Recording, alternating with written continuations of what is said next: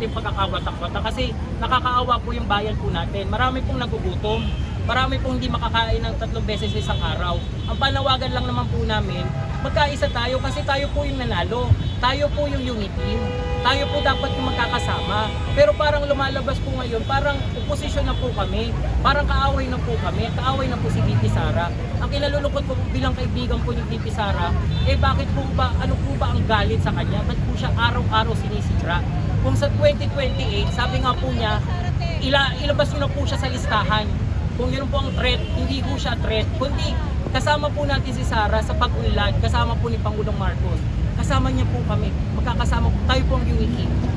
Sir, ano ba yung mangyayari if ever na patuloy pa rin ang paninira? Ano po ang maaaring gawin po ninyo? Ako personal, patuloy pa rin ang sigaw ng suporta sa kanya. Magtutuloy-tuloy pa rin ito at ipakikita pa rin namin sa kanya na hindi lang sa Davao City o sa Mindanao ang suporta sa mga Duterte, kahit dito sa lungsod ng Maynila, kahit dito sa NCR, sa Luzon, kahit na nandito rin yung mga naninira sa kanya, mas marami po yung nagmamahal sa kanya. Walang bitawan.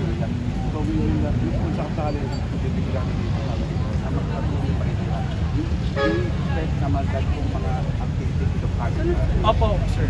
Opo, kino-confirm ko po yun. Kami naman po, payapa naman po kami naglulunsad. Karapatan naman po natin to bilang Pilipino magpayag ng aming sentimiento. Hanggat patuloy po ang paninira sa aming pinakamamahal na kaibigan, Sara Duterte, patuloy pa rin po kaming sisigaw at ipamamahagi sa mga Pilipino na kami po ay suportado pa rin namin si Duterte. Poprotektahan po namin. Sir, yung panawagan niyo kay President Marcos sa gitna po ng sinasabi po natin na patuloy ang paninira kay Vice President Sara? Opo. Ang pakiusap lang po namin kay mahal namin Pangulong BBM, sir, pakitulungan lang po si VP Sara sa mga nangyayaring ito. Kung ano po tayo ng unity, sana ganun pa rin po. Alam naman po namin na ganun pa rin naman po, lalo na yung pagturing niyo po sa kanya. Ang kinasasama lang po ng loob namin, yung mga ibang tao po na ginaninira sa kanya, protektahan niyo naman po siya. Samahan niyo naman po siya.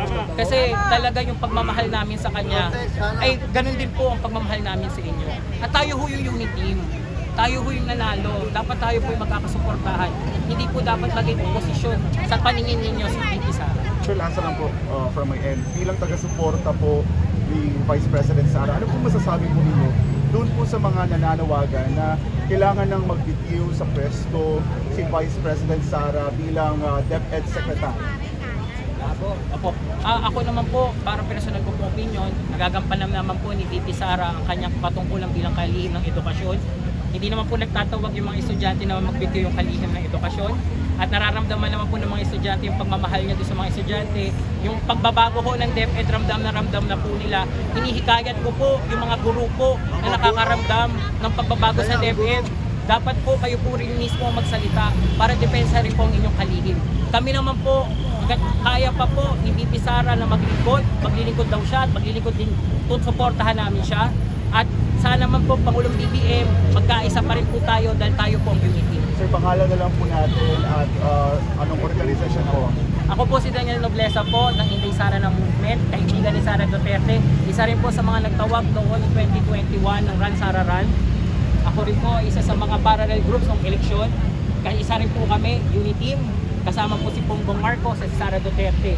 Kaya po nalulungkot po kami na bakit po nangyayari po itong pagkakawatak-watak ito. Isang sigaw naman po.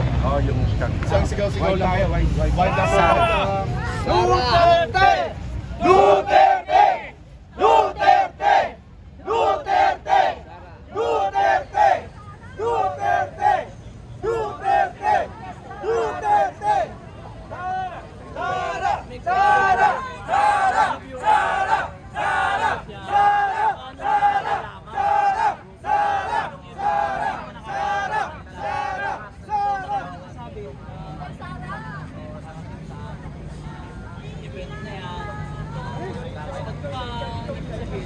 Natin kung ano mga marites.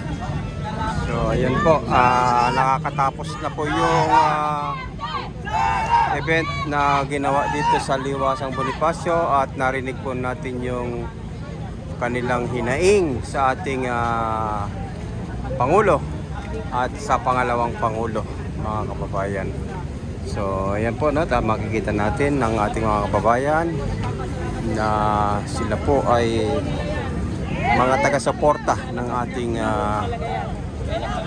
Vice Presidente. Magkakaisa po tayo. Ang pakiusap lang po namin, magkakaisa po.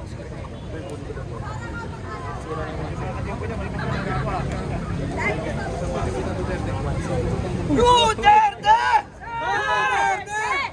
Duterte!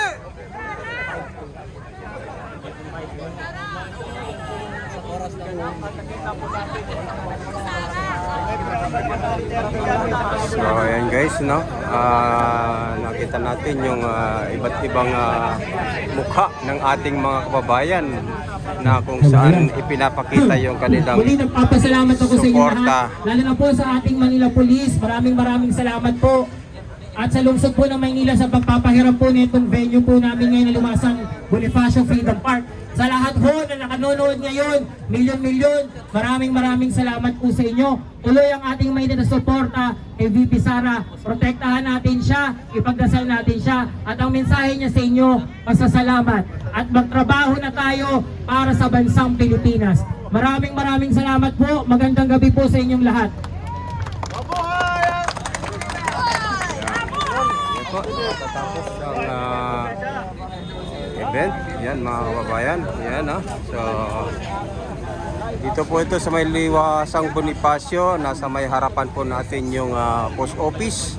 At makikita po natin na marami tayong mga kababayan na dito ay mga namamasyal. At ngayon nga makikita rin po natin yung karamihan halos na mga supporters ng ating Vice Presidente Inday Sara. At ayan po, no? Ayan guys. Bani. Nasa ka? Irish, picture na tayo lahat. Yung mga kasama dito. Lahat tayong documentation.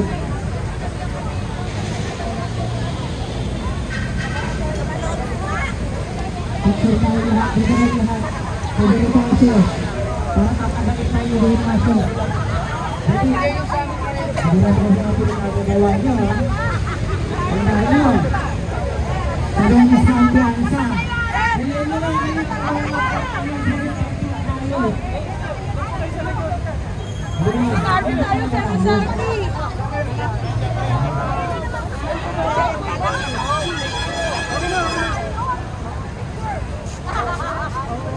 Ganda picture!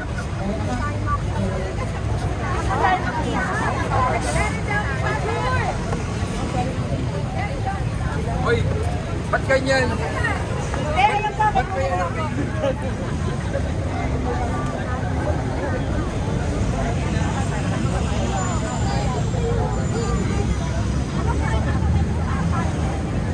Natin yung kamay natin. Hoy! Kamay!